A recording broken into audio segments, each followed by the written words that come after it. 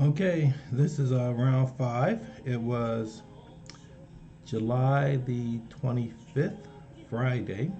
This is Saturday morning.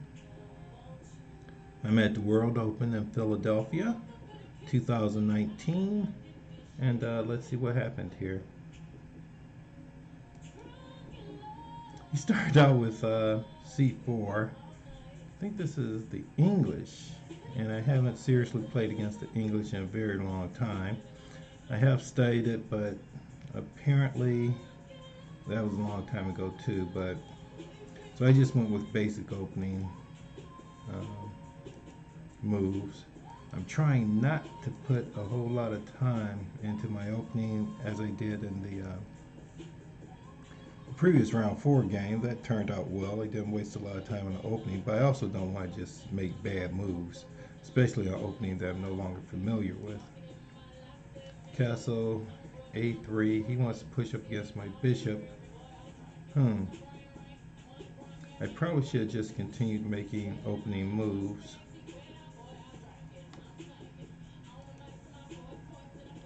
The computer at this point suggests H6. Okay, it get a better idea. It just wants to develop a knight at C6, which is knight right here. But then when it gets pushed up here at B4, what am I going to do with the bishop? If I step back here, the bishop gets trapped. I guess it wants you to just come back in. I wasn't comfortable with that, so I played A5, stopping the B4 push. E3, knight F8. The computer says these moves are okay, and black may have erased white's first move advantage already. G2.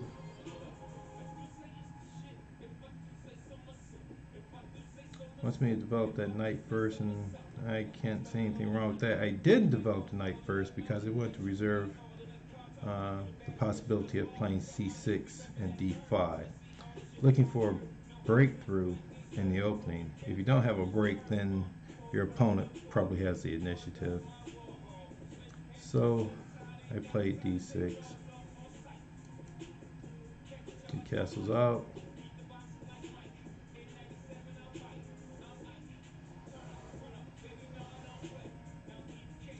Okay, I was wondering about this move.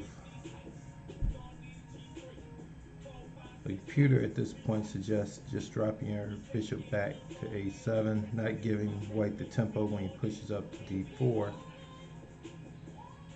It does not recommend white played, and actually I don't recommend it either. That pawn was overextended. I wanted to confine white's mobility, but really it just overextended the pawn. That pawn is going to be hard to defend for black. I mean, already he put his queen on there. I thought if he attacked with the queen, I could defend with the bishop. But what I didn't consider is what if he prepared it first. H3, now he's going to go G4 and stop my bishop from defending in the first place. If I defend now, he pushes up against the bishop, I drop back. Now I got to be concerned about the knight coming over, number one, to put another attacker on a pawn. The queen put another attacker on the pawn, and already I don't have enough defenders.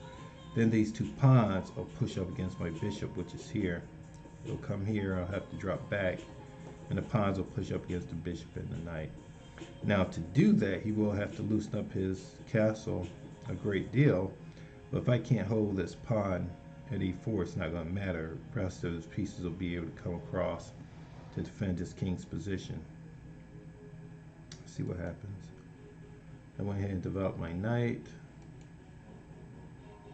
Now, I think he should have just went ahead and pushed against his pawn. He wants to finish his development, which is a bad idea because I don't think this pawn is going anywhere anyway, especially since I played the knight out.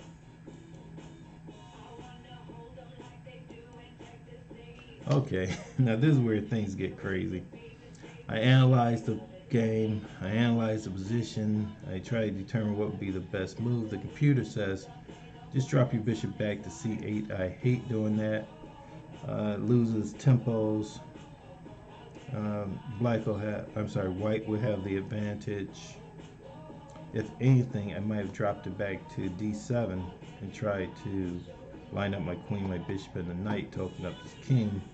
But even then, this pawn is loose. Once that pawn comes off, his pieces will rush over to defend. My original plan was to just drop back, try to play h5, but I don't think that works either. So what did I do? After analyzing for a long time and determining that this move was not a very good move, I said, I already lost one game. I might as well do what I do.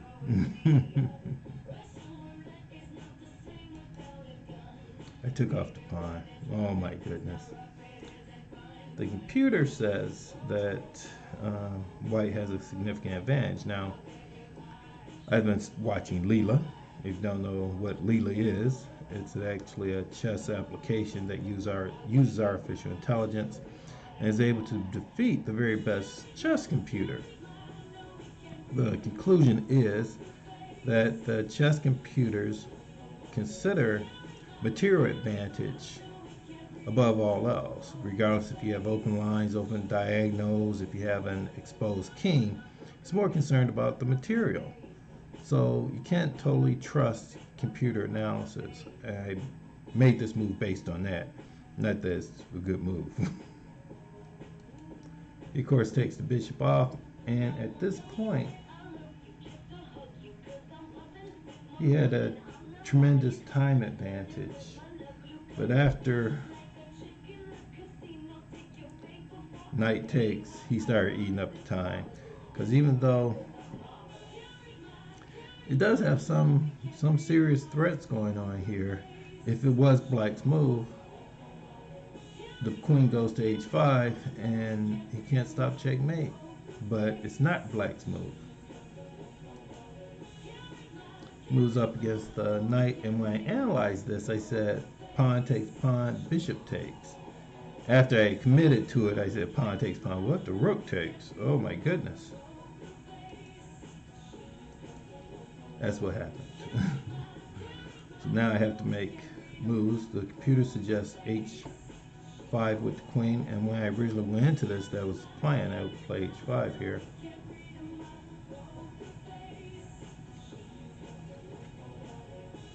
The problem is this bishop, and the fact that he can play d4 at any time presents a serious problem.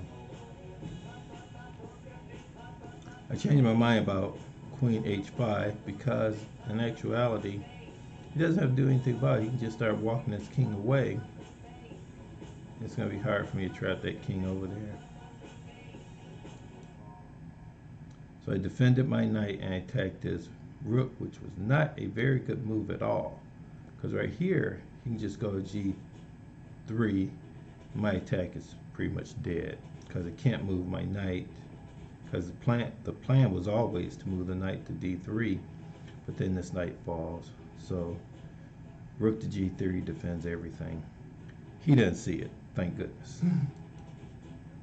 Played rook to h3, which in my original calculations, that's where I saw the rook going, not to g3. So actually, I'm not doing too bad right now. I'm holding back his d-pawn. Both my knights are coordinated together. My queen can come in. And again, when I really went into this, the idea was that this rook can also come in. I thought that would be enough to create some type of threats and possibly a win.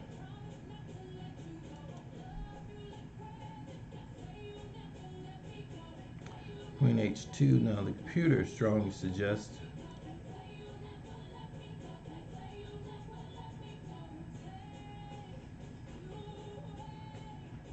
queen to f6 right here, which is actually a good idea because then you have both knights and the queen attacking the king. And I didn't do that. Right here, I saw the rook playing back to f3, then this knight coming to forking. I thought that would be good for me. Exactly what he did. Again, g3 might have been much better. Here, I could have taken advantage, and I saw it, but sometimes you just say, well, I can get even more back, and you can't necessarily get more. So instead of playing knight to e1, forking the rook and the queen, because right now I sacrificed a piece, a bishop to be exact, for 2 pawns. So I'm really not that far behind. If I win the exchange, rook for a knight, I would be right back in the ball game materially.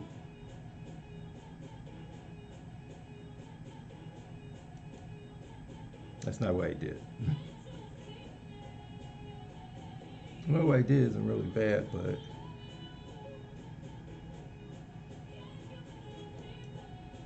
this is a position that I actually saw when I did my analysis. Another way we got there wasn't ideal, but it worked. Even the computer agrees, it says white has a real slight advantage. And again, the computers that we are used to put a lot heavier weight on material than they do positional considerations.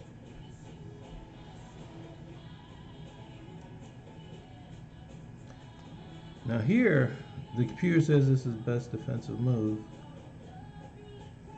I thought that it really gave white like a chance, and the computer analyzes it at 0, so even game. Knight comes off, the other knight comes off.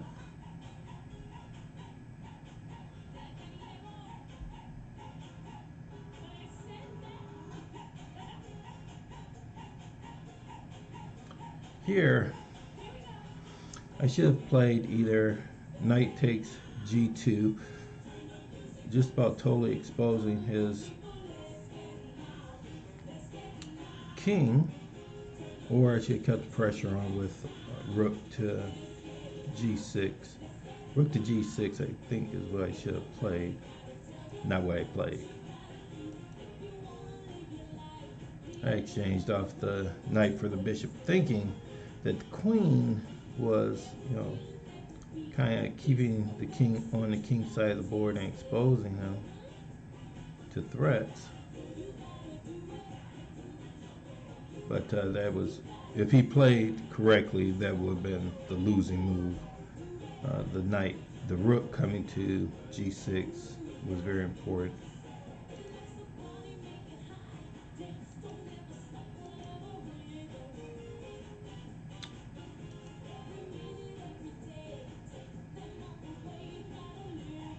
Here it was important for the rook just to attack the queen.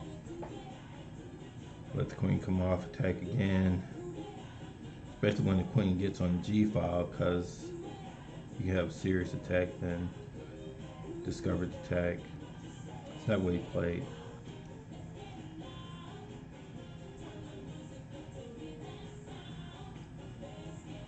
When I'm playing g2, that allowed me to make this brilliant move. Again, I analyzed it, I said, that is just too risky. But I said, hey, I've already lost one game.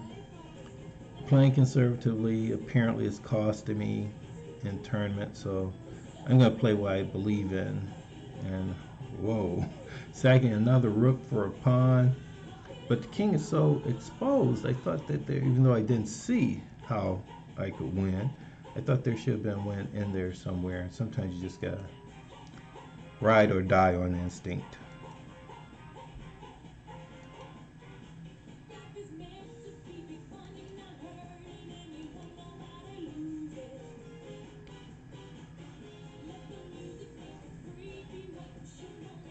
Right here, I should have played queen to h3. His king would have came back, I check again, and force the perpetual check and take the draw. the way I originally analyzed it, I would check, he would try to bring his king across, and I'd get my other rook in the game. And I thought that there were winning possibilities there. Then I chickened out and I said, well, let's just not let him cross, period.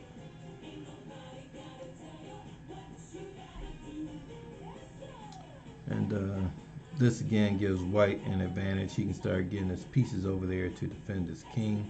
And I lose the initiative. Like that, for instance.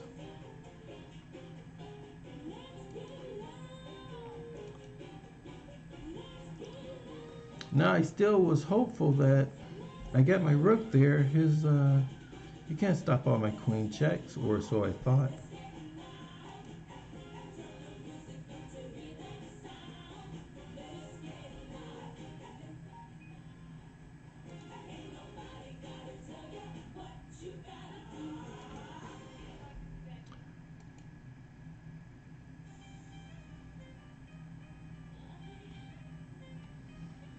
So I checked, he stepped up. What I should have done is g6 and draw. He's not going to be able to stop those checks. I'll have him in a nice little box. What I did, because now we are in serious time trouble. We're making moves as fast as possible, both of us. I checked, went back, I checked, he went over. And sometimes things that look good aren't as good as you think they are. I went here again, this loses. All he has to do is play rook to e1. But under the type of time pressure we were under, he should have known just by instinct that he needs more pieces over here to defend his king.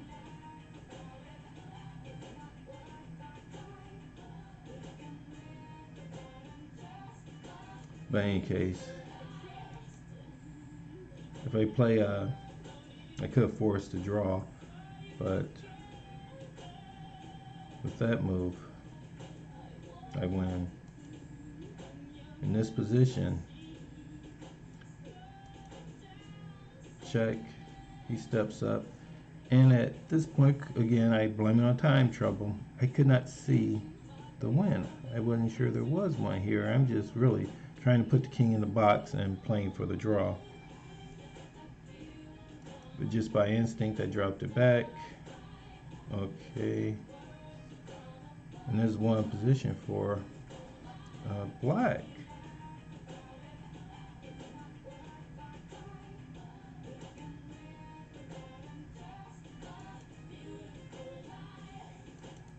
Okay, this is as far as I got.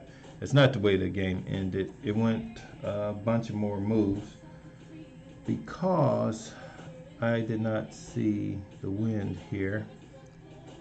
I don't know what I played. When you get in time trouble, I think with less than a minute, you can stop recording your game and just do whatever you have to do to try to make the time control. So what players usually do, they just check that they made a move so that they can still count to the 40th move. I stopped recording moves at move 31, so I still had 10 moves to make, and I was less than a minute. I'm living off of the increment, but he had stopped recording moves, I think, at 35, and he was doing the same thing, just living off the increment. But somehow I missed the win here, and what actually happened was there were a bunch of checks. My rook pinned his queen to the king, so he had to exchange off the rook for the queen. Then a bunch of other maneuvering, and it was actually pretty interesting and instructive. I had queen against a rook and 2 minor pieces, but I had queen and 3 passed pawns. So what I did was I positioned my queen to cut his king off from my passed pawns, just start pushing the pawns. So ultimately he had to use his rook to stop the pawns from queening. As the pawns advanced down the board, his rook wasn't strong enough to stop them from coming. And that's how it ended. Okay, so I have 4 wins, 1 loss going into round 6. 4 more rounds to play. That'll do it for round 5. Next time.